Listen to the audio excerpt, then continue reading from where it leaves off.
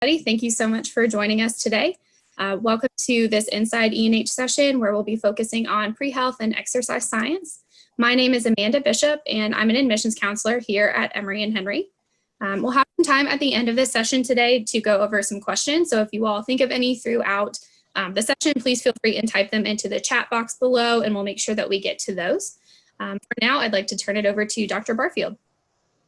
Okay, well, thank you for joining us today. I'm going to give you an overview of our exercise science program here and our pre-health program. And I'll only take a couple minutes to do that, and then we can answer or have a discussion about your individual questions and healthcare careers and pathways, things like that. So let me share my screen with you. And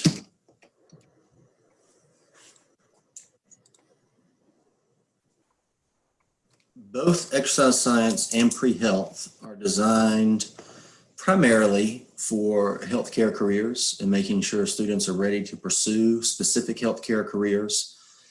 We map out the prerequisites and the required shadowing and healthcare work that you may need to do to be able to start immediately in your professional program of choice, and also identify what four-year options are, what degree programs require graduate study on top of that.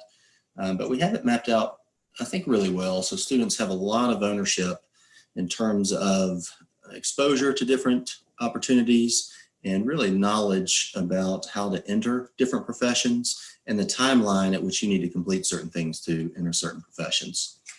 So let's start with exercise science. And the exercise science program was developed by our School of Health Sciences, which is in Marion. And on the Marion campus, we have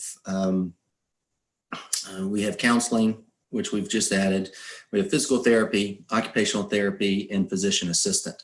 So exercise science was really designed to make sure students are tracking into those programs at Marion and having a nice bridge or pipeline directly into those programs. That being said, if you come to Emory and Henry, you can certainly go to any program that you're interested in. So I've had PT students go to the University of Southern California, which is always ranked close to the top, Duke University, Emory University. So I'm your advocate here for wherever you want to go, but at the same time, I'm a strong believer in our programs on the Marion campus. And so you're gonna have opportunities to pursue professional programs of your interest. And through the exercise science program, just so you get a feel for what you're studying, anatomy and physiology, you will certainly study. But in terms of what we examine, short-term and long-term responses to exercise, and this is exercise not only for specific outcomes, but also exercise in the role of prevention of disease and contributions to quality of life and health across the lifespan. But our students have a really good understanding of prehabilitation, right? How to prevent injury, have a very good understanding of athletic performance or sport performance, right? How to train individuals for that. Associated rehabilitation, and that's rehabilitation across the lifespan. So some students like to focus on athletic injuries. Some look at injuries and treatment for older adults. And we also spend a great deal of time just on health, disease prevention, and treatment. And so because of that, our students really spend a lot of time on functional anatomy and therapeutic exercise and therapeutic rehabilitation. So after your anatomy and physiology course, students will take essentially an applied anatomy, right? So how anatomy applies to movement, an exercise physiology course, an exercise prescription course, which just means you know how to recommend exercise for both prevention and treatment of morbidity and disease. And then also what we do, which is unique to our program, is in exercise science, we make sure that you have your shadowing and volunteer experiences through your coursework. So different programs will require a specific amount of hours that you need for professional school. And so we make sure you have the opportunity to do that through your curriculum. We don't expect you to find those placements on your own. We rotate you locally. Now, certainly students can rotate through hospitals and clinics in their hometown, but we want to make sure you have the varied experiences you need to pursue whatever school you're interested in. In terms of exercise science specifically as a degree program, I would say our students mainly pursue these paths in terms of professional school. Athletic training is popular. The majority of our students right now are pursuing occupational therapy, right? Making sure people can live and thrive in their work and home environment. A lot of our students will also pursue physician assistant programs or med school, and physical therapy is very common as well. So our placement rates are really high in these programs, and so it's a very common pathway. But students benefit from this degree program because, again, it's designed by our professional school, right? So it's organized around what students need to be successful in our professional programs, because I'd say we have close to a third of our students on the Marion campus that are Emory undergraduates or graduated from Emory. So we want to make sure they're successful, and so we train our students really well, I think, and it's a very different model than a lot of other schools use. We also have students that pursue professional jobs, so pharmaceutical sales, medical equipment sales. Both of those are very lucrative for a four-year degree, and something you can start as you get out of school. We also have students that pursue strength and conditioning, and this is really through either professional or collegiate strength and conditioning coaching. So that does require a master's degree in most cases. But some of our students will pursue that track as well. Okay, before we get into the questions, let me just share the PreHealth information. And the PreHealth is really a support system for any student, regardless of major, who is pursuing a professional school relative to healthcare. And so what we do, regardless, again, of your major or your interest of choice, we make sure we identify shadowing opportunities, right? So all you do is you submit a request through me or through my office, and we place you in those opportunities. We also identify volunteer hours for you during the semester that you need for specific professional schools. You will be assigned a second advisor, and that is somebody who has expertise in your focus area. So for instance, if you're interested in physical therapy, whether I'm your advisor or not in exercise science, I advise all the students going into physical therapy school. And that's because I teach in that program. I'm on the admissions committee. So I have, it's the right feedback that students need. And so we have somebody in a similar position for med school and for optometry, for counseling, all those other things. So you have somebody specifically assisting you with that process, making sure you're taking courses when you should be. We also assist with exam preparation, which is a big hurdle for a lot of students. So the MCAT or the GRE, we make sure students are maximizing their scores there, because really professional school, your grades are important and your entrance exam is important. So we make sure that's part of the process, all 3 or 4 years that you're here. We don't wait until the summer before you're getting ready to apply.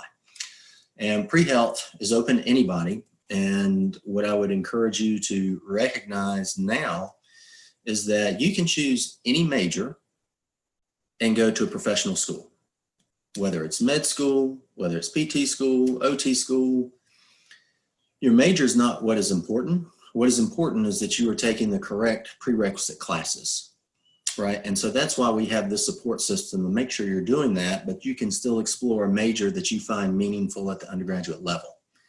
Now, that being said, I will say the majority of our PreHealth students, usually they choose biology, chemistry, exercise science, or psychology.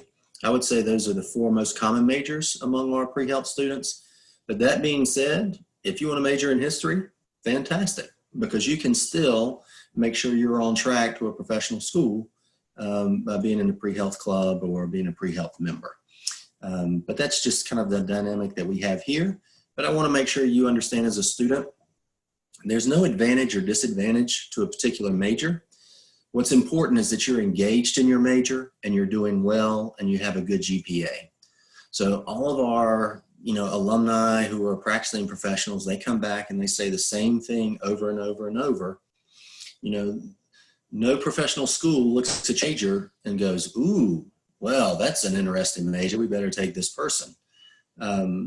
Your prerequisite GPAs and your entrance exams are going to distinguish you in terms of getting an interview or not. And then your secondary experiences are going to distinguish you during your interview process. So don't feel like you need to struggle through 4 years of a major because the name looks good. That's just not reality, right? Maybe 20 years ago, yes, but it's no longer a reality. So you can major in whatever you like and still be on the pre-health route. I will say the advantages of our pre-health program. Number one is the faculty that you have access to, right? So when you look at people who are prepping you for professional school in healthcare, our faculty, our science faculty are from Duke, and these are their doctorate degrees. They're from Duke, Stanford, Yale, Virginia Tech, Northeastern. So you just can't get that access to those individuals at a lot of schools, right? And so you could go to a large school like Virginia Tech and people would be equally credentialed, but they're not going to be teaching your classes, of course. So here, the benefit to our students is that your training is so good because you have access to these faculty in your courses, in your labs, the entire time you're here, right? You have the immediate access. You know, even regional schools where, let's say there might be 1,000 students who are biology majors. Well, that school may offer research to undergraduate students, but not all 1,000 biology majors are going to be able to take that or take advantage of that opportunity.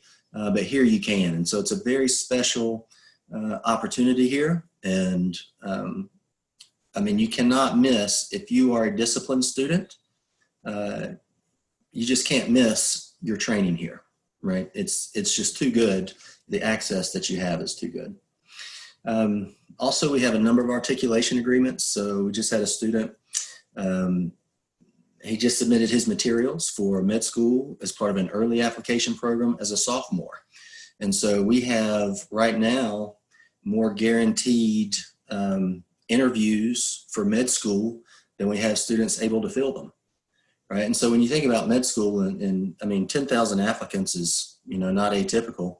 To have a guaranteed interview, assuming you're meeting the standards here, I mean, that's a huge deal. And so we have those articulation agreements for pharmacy schools, medical school, of course, which I just mentioned, physical therapy. There's tremendous opportunity through those articulation agreements, and it's just great for our students. Also, with our student club activities, we bring speakers to campus, we bring professionals to campus all the time, so you get the opportunity to ask professionals what it's like, what the education process is, what would they do differently, what would they do the same.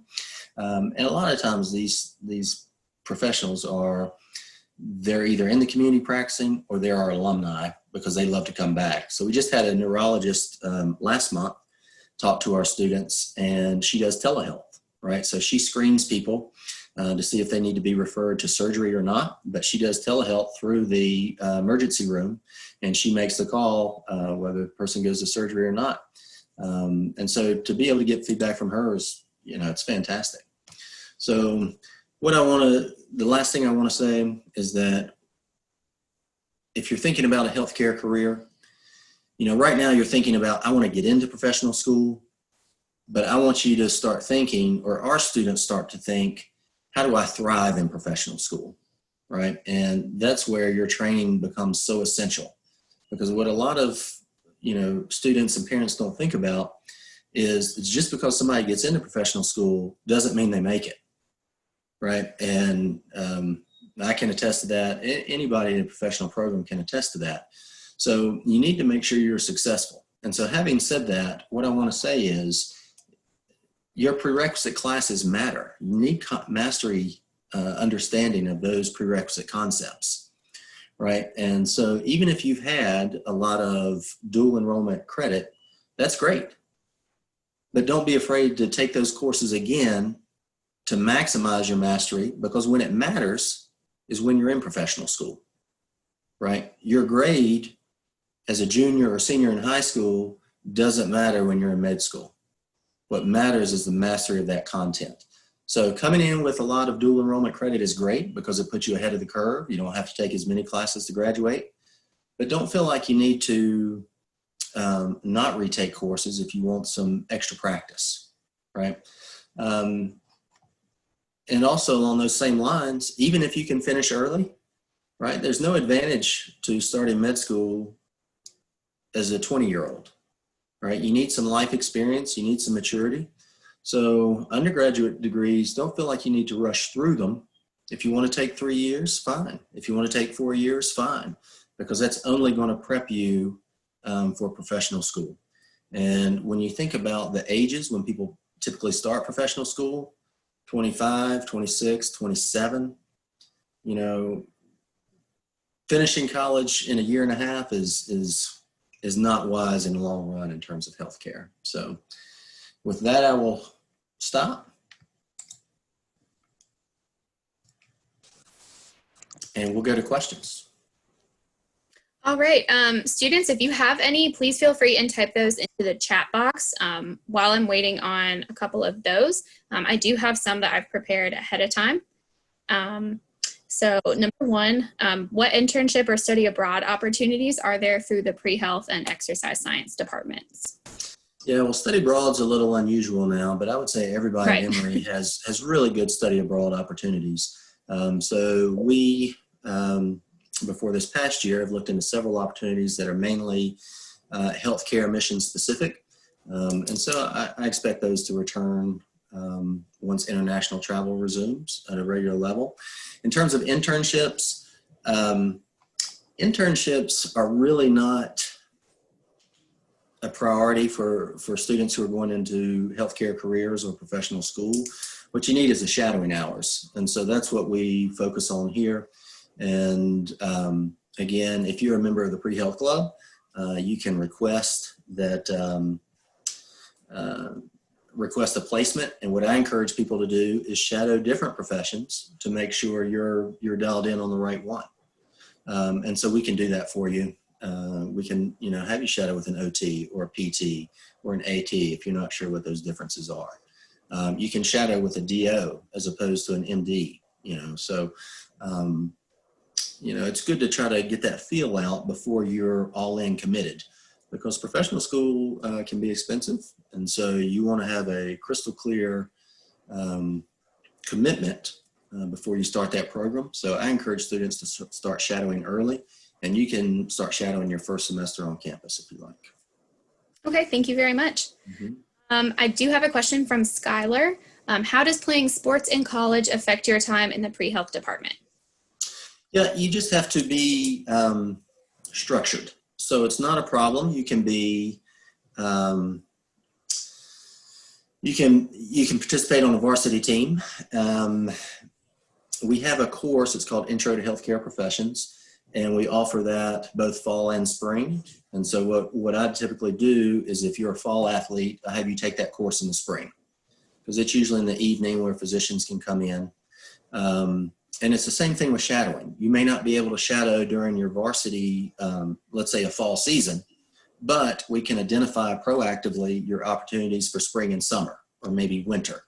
And so it's not an issue. You just need to be structured to make sure you're getting X number of hours, before you apply. And most people apply to these professional programs the summer following their junior year. So we just need to be proactive in how we organize those. And Amanda, I did want to say that we have an alum here, PJ Henson, and it might be great for him to talk a few minutes about pre-health. Yeah, absolutely. Feel free. Okay. Hey, how's it going, everybody? Actually, wrapping up my day here as well. So I'm an alumni from Emory and Henry. Dr. Henson, I'm currently a family medicine resident in Concord, North Carolina. I went through Emory and Henry from 2007 to 2012, actually. I was a soccer player and I medically redshirted. And I would agree with Dr. Barfield with everything that he said so far. So I think my time at Emory and Henry was very valuable. It's for me, it made an easy transition into medical school. One, because you're going to be pushed academically, but two, the environment is more conducive to medical school. You're typically in smaller classes, and that's how it is once you reach the professional school. So learning how to work well in small teams, small groups is definitely very critical moving forward. Are there any specific questions that I might be able to help answer?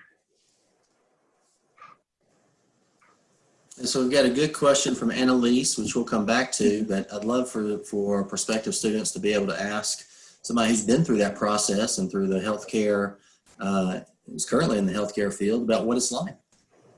What works. Yeah. I'm sorry, I think we froze for that last second there. What was the last part of that question? I was just saying, I think it's a great opportunity for students to kind of get your feedback and thoughts on, what really works. What info would you share about pursuing a healthcare career? And, what are some of the things they should start thinking about now, early in their career? Definitely. So that's an excellent question. It's never too early to start thinking about a career in medicine. One of the things that I found to be very important as I was going through it was building that resume early, not just with academics, but also with experiences. So if you're able to get in, early with, some kind of shadowing, if you're interested in medicine, think about maybe being a scribe in the emergency room, or, getting in with PTs, OTs, doing any kind of shadowing or volunteer experiences as much as you can outside of your academics, in addition to doing well academically. It proves to all of these programs that you're interested and that you're serious about doing healthcare, because healthcare is a commitment. It's not something that you just, hop on and decide to do one day. And from my experience, the most successful people in terms of getting in are those that show commitment very early. Yeah, I'd agree with that. And there's a question about being a year-round athlete, right? Could you still pursue a healthcare career? And Dr. Henson, I'd like to get your thoughts on this, but my thought tends to be, we embrace other opportunities or enrichment opportunities, but you can't serve, two masters, so to speak. You're going to have to prioritize one over the other. So if you want to prioritize, a second activity or enrichment activity or extracurricular activity, that's fine, but you may delay starting professional school, which is fine, right? Sure. But you might have to, take some more prerequisites or do some more shadowing after you graduate. And so that's not atypical.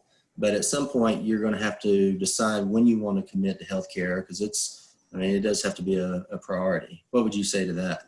I'd agree wholeheartedly. And that was actually my course as well. So like I mentioned, I was a soccer player, and that was very important to me.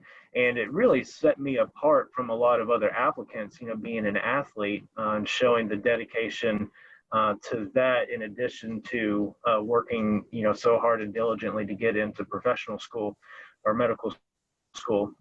And I did end up having to take a year between Emory and Henry. I got in with a research program down in Dallas, which is where my family is living, and I did a year of research before applying to medical school, and it ended up being, very, very well for me. It worked out very well for me. And in the long run, 1 extra year or 2 extra years is honestly not going to make very much of a difference. So if you can do those things to make yourself, or to separate yourself from other applicants, it's very well worth it.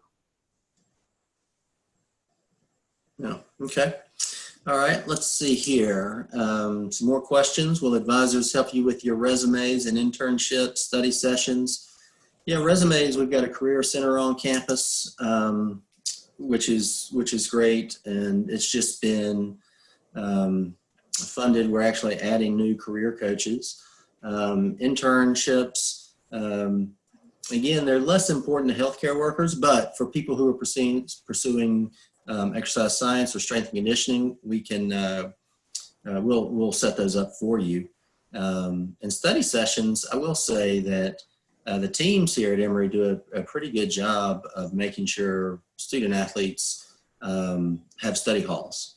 And so I think that's very helpful because the time commitment can be a lot when you're pursuing a lot of different things. So to have some structure, I think is very helpful. Even if you're not on an athletic team, to have a routine of where you are reviewing your coursework each week is good. Okay, let's see.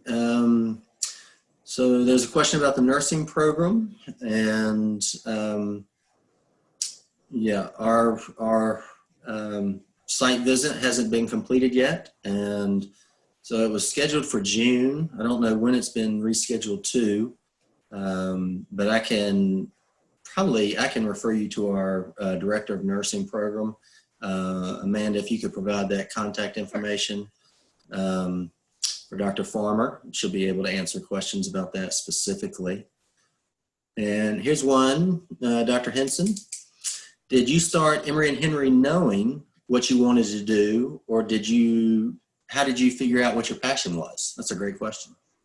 That is a great question, and I was typing my answer out. Unfortunately, my texting isn't as fast as my talking. So, so I actually came into Emory and Henry knowing that was what I wanted to do. I had developed a passion for medicine when I was little, but what I will say is the experiences that I had at Emory and Henry reinforced and cemented that desire for me. It was not something that deterred me away from healthcare, which is not an uncommon thing to happen. And the opportunities that Emory and Henry provided, not just academically, but I think there's was a Johnson Memorial down the road. I did some volunteering there, and it was overall just a really good experience and reinforced what I wanted to do. Yeah, and we have agreements with the hospital it's literally 4 miles away, I think. But you can volunteer in the emergency department, gift shop. You can volunteer all over the hospital, and we coordinate that for you. But a lot of our students who are interested in medicine in particular, of course, volunteer for the emergency department because you get a great deal of knowledge that way. But I'm telling you, the gift shop is where you meet and greet everybody in all types of healthcare, and it's awesome. So, yeah, you've got a full spectrum in the hospital for sure. Okay. There's a question about jobs available to those in exercise science. So most of those jobs are tied to the license that you pursue, right? So if you go to PA school, you become a physician assistant, assuming you pass your licensure exam. I would say right now, most of our students are pursuing OT school, PT school, or PA school. So we do have several that are pursuing medical school, but I would say those are the big three, and mainly because we have those programs on our Marion campus, and so it's an easy transition for students in this region to stay at Emory and still matriculate into a professional program. So those are the primary jobs. Strength and conditioning coaching, our past students at Emory have had great success pursuing those positions and at Power 5 conferences. So they're working with athletes at Power 5 schools. But I would say right now, medical equipment sales, pharmaceutical sales is really a great entry point into a career right after undergrad, where most professional schools that we deal with or that students are pursuing require additional graduate education. So if you're looking for a job right out of school, if you feel like sales is right for you, you know so much about the body, matriculating through an exercise science program or a pre-health program, that you would be excellent, in that position. So that's a really good career option for a lot of people that don't necessarily like treating individuals, but still are interested in healthcare and they like the sales aspect, and that's a high need area as well. So.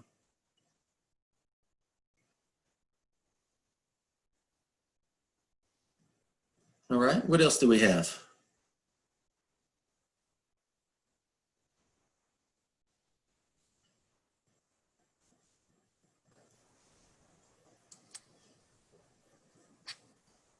Oh, Well, other questions prepared. Could you give some examples of recent student research or other hands-on experiences that students have done? sure. So recent student research, let me just think of the last few projects. I'll do exercise science first, and I'll do some of the pre-health stuff. Exercise science, we had a student that looked into factors that contribute to Tommy John surgery in baseball players. We've had students look into factors that contribute to asthma across the lifespan. Let's see, we had a student who did a wellness survey in terms of pre and post COVID, and before students, kind of how their affect and exercise and wellness changed before they left campus versus being in an online environment. We've had students study injury incidents in volleyball players, the effect of time of day on activity responses or exercise responses. And biology, well, natural sciences in general, they have this program called Friends of the Sciences. And so each year they present research. Dr. Henson, did you do that while you were here? Do you want to talk a little bit about that program? Yeah, I'd be happy to. So Friends of the Sciences, like you say, is a research program, and it's typically over the summer, and provide some funding. I remember I sought out a particular project or institution that I was interested in going to, and Emory and Henry kind of facilitated making that happen. And I had done mine in Dallas, which is where, like I said, my family lives. And over the summer, I did my research, turned it into a project, and brought it back. And later in the next school year, presented it at a conference. That certainly looked very good on a resume. Yeah. Yeah, I would say undergraduate research is probably one of the best things you could do as an undergraduate student in terms of an academic contribution, to your application, because during the interview process, you've got some ownership of a project that nobody else does, and to be able to articulate, that level of maturity, I think is very helpful, because students that go to larger schools don't necessarily have the same opportunity. So that's something really unique during the interview process. Let's see, how did COVID-19 affect last year's health classes? Well, we transitioned to an online program, but in terms of wellness, it was interesting. Our students, I think, had a harder time once they went home, which is something I didn't anticipate. They were sleeping longer, which was better. Being rested, but they also felt more isolated. And I think that's a very hard thing. Once you've gained some independence, it's very hard or very difficult to give up that independence. So, I think it's been a little bit tougher on our students. I know our students want to come back. But in terms of wellness, we study a lot in exercise science about the protective effects of a healthy lifestyle and what that means. And so I'm very pleased that we're part of that and helping people understand how to protect themselves and how to be smart when it comes to disease risk reduction and things like that. So I feel really proud about what our students learn here about being proactive to maximize your health instead of just treating it on the back end.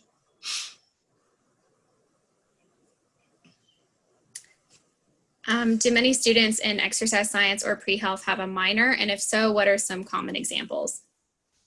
Yeah, I would say probably a third to half of students will have a minor.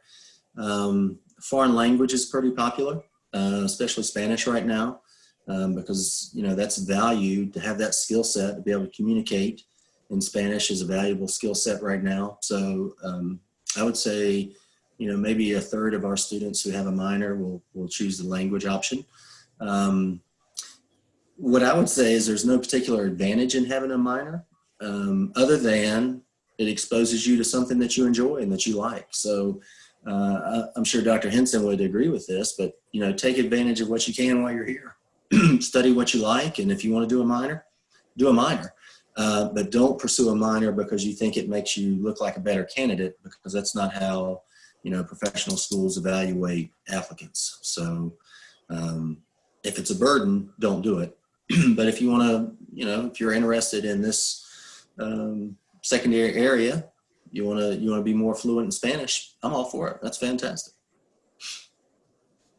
Yeah. Did you minor? What'd you major minor in, Dr. Henson?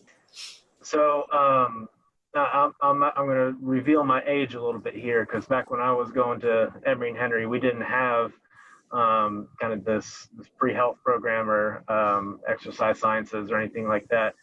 All we had was a pre-med track, and it was basically a bunch of biology classes.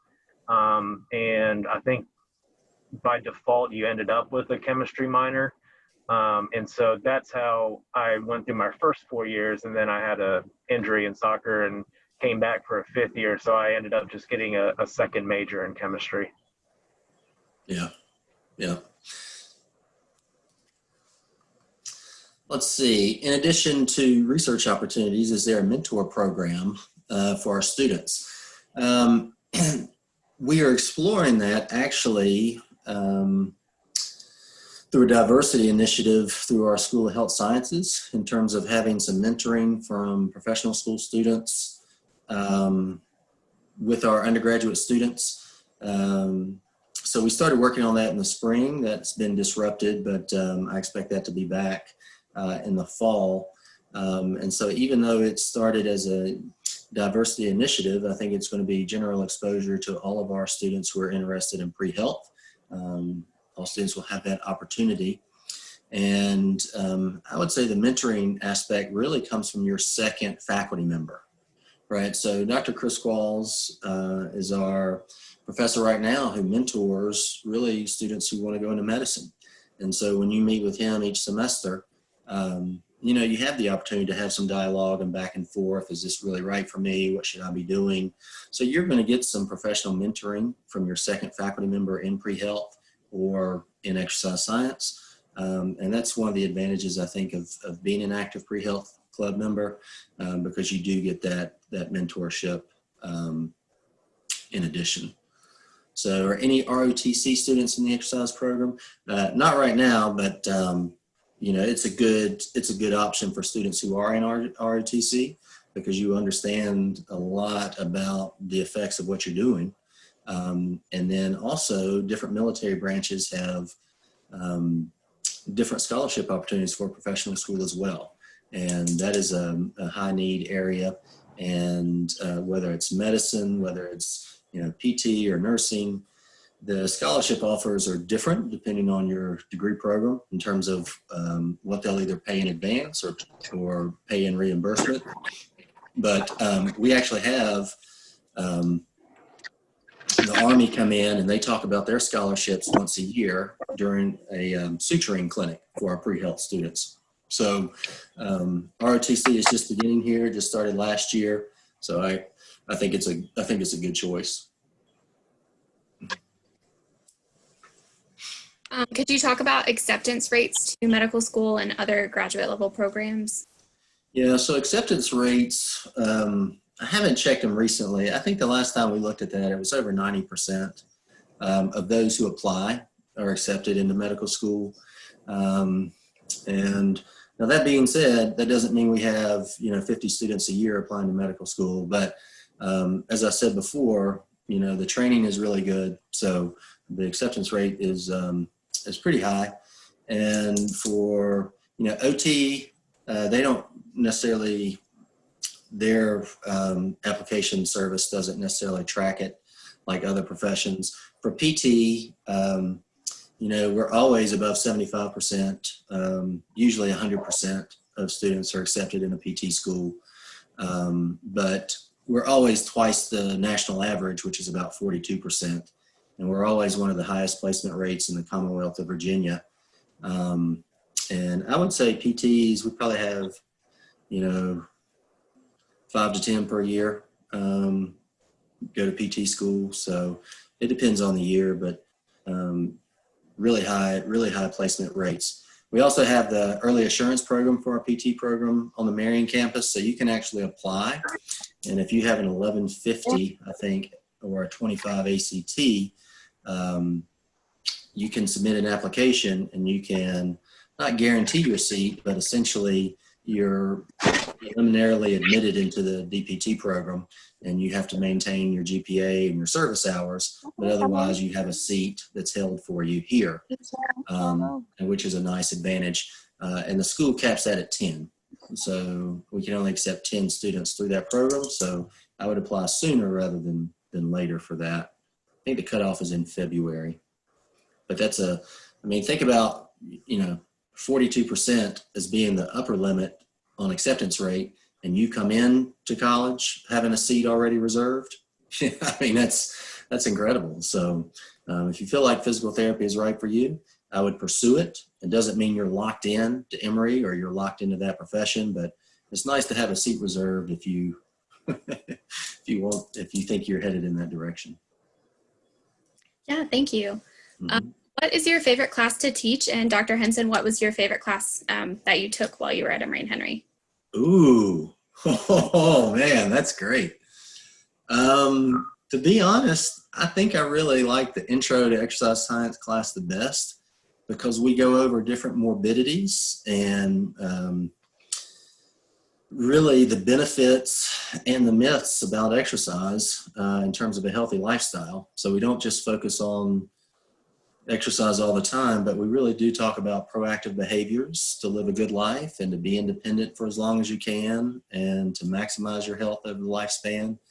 We talk about the role of exercise in terms of either preventing disease and or treating disease. And as I'm sure Dr. Henson can tell you, it's a lot better to prevent a chronic illness than to try to treat it after the fact. So that's really where the major benefit of exercise or a healthy lifestyle comes into play.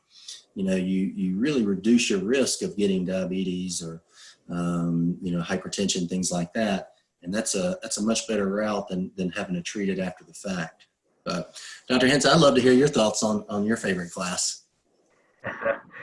Yeah, so in a very roundabout way, I would probably say my favorite class was microbiology. When I was going through it, like I said, we didn't necessarily have access to all the exercise classes, which probably would have been my favorite. But when I was going through the microbiology class, definitely pushed me academically, but it was taught very, very well, and I'm still using what I've learned in that class today, which is particularly relevant with the COVID-19 pandemic that's happening. So I would say that would probably be my favorite class, but I did enjoy the vast majority of them regardless. Yeah. Thank you. There was a question from Leah. Did you already say what percentage of exercise science graduates go to professional school or graduate school, and then what % enter the workforce instead? Yeah, I would say that percentage is still moving. I would say right now it's about 75% that go to professional school and 25% that pursue the workforce. I would say based on this last year's cohort, it's even a higher percentage of those students that want to go to professional school. So we'll see. But I mean, there's enough information and mentoring for both those kind of tracks that you don't get lost.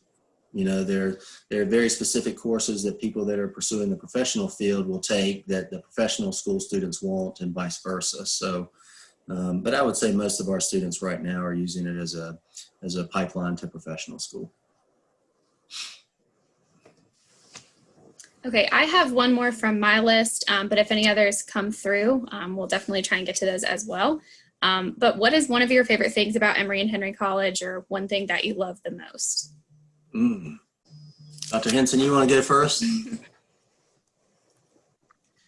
So that's a really, really tough question. just because I had such a wonderful experience there. I'm gonna take it back to playing soccer there as well.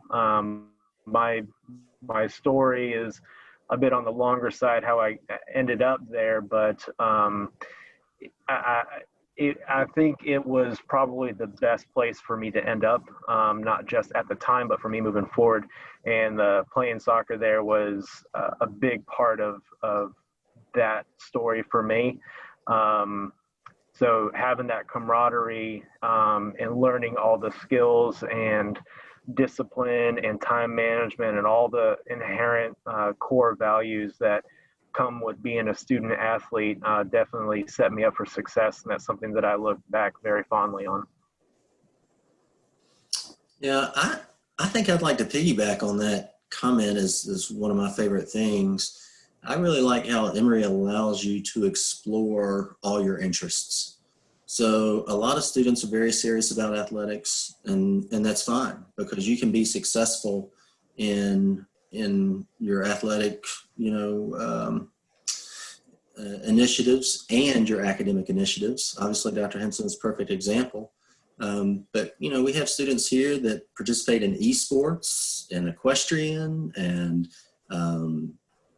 choir, and so I really enjoy the fact that when students come to class, when they leave class, they're doing all sorts of different things with different interests and different people. And I guess I would just say people at Emory are interesting. And, it's easy to have a lot of different social groups or friendship groups here. And I value that, because I don't think, college is such an important span, even though it may only be a short time period in your life. It really is an important opportunity to explore your interests and things that you're going to do, throughout your life that you don't think about when you're in high school. So I like the people here, and I love hearing our students tell me what they're doing, in a weekend after class. And it's just a lot of good people here. Well, great. Thank you. I definitely agree. I'm not sure if any other students have any questions, but like I said, that's about it for the ones that I prepared. Okay. If you all have any other comments or anything else to kind of wrap it up, that'd be great. Dr. Henson, do you want to share any last thoughts? Sure. So, I'm going to piggyback off of what Dr. Botfield has said as well, in the sense that Emory-Henry is a wonderful place to be. If you ask me if I would go back and do it all over again, the answer would be 10 times out of 10. And that's not a very common answer to get when you get to this stage. And Craig Appleby was there my very first year, and then we switched after that. So yes, Emory-Henry is held a very special place in my heart, because I genuinely feel it set me up for success beyond college, not just athletically, but with all the other inherent things that come with it, the academics, the people, the relationships, the professional development. It can all be found at Emory-Henry. All you have to do is apply yourself and put the effort in. Well, I would just say, don't get so caught up in what you believe to be important to professional school. Choose a school where you're going to get good mentoring and a good education, because at the end of the day, you need advice and you need good training to be successful. So I believe in what we do, and I really feel like we're unmatched in this region in terms of preparing healthcare professionals. And we're just fortunate in that vein. And so if you're interested in healthcare, I know that Emory is a good place. If your interests lie elsewhere, that's fine too. But I believe in what we do, and I'm very proud of the fact that our students, so many of our students, get to help other people. I mean, I believe I respect and have a lot of value for the healthcare field, and I'm just proud that we contribute to a little bit of that. All right, well, thank you all very much. I think that we're about ready to wrap it up, but thanks to all the students who joined in. Thanks to Dr. Barfield and Dr. Henson for your insight and for your time. If anyone has any further questions, you can definitely contact the admissions office. We're more than happy to point you in the right direction or answer your questions. I'm sure you can also contact Dr. Barfield as well. And yeah, I think that's about it. So thanks. Okay. Thanks, everybody. Hope everybody has a great day. Yes. Yep. PJ, thank you. That was great. My pleasure, no problem. And if anybody has Thank any you. questions about a career in medicine, always feel free to reach out to me as well. Happy to discuss further. Very good. Okay. Thank you. Thank See you you so later. much. Bye.